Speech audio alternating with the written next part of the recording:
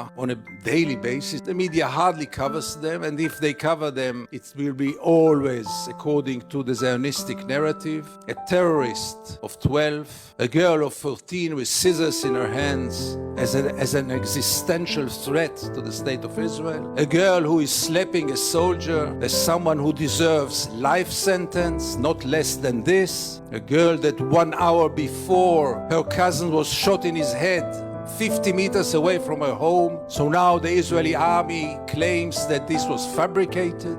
I mean, even the Israeli propaganda lost its shame. The second very deep-rooted value is obviously the value of we, the victims, not only the biggest victims, but the only victims around. I know many occupations which were longer than Israeli occupation, than the Israeli occupation. Some were even more brutal, even though it's getting harder and harder to be more brutal than the Israeli occupation. I don't recall one occupation in which the occupier present himself as the victim. Not only the victim, the only victim. To phrase here, if to quote here the late Golda Meir, whom I quoted also last time, I know, but it is so unforgettable I have to use it again. She once said that we will never forgive the Arabs for forcing us to kill their children. We are the victims. We are forced to kill their children. Poor us. And as the victim and the only victim in history, again, it enables us the rights to do whatever we want, and nobody is going to tell us what to do because we are the only victims. To this,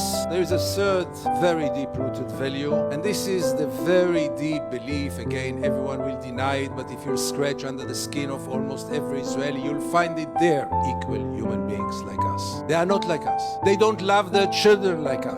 They don't love life like us. They were born to kill. They are cruel. They are sadists.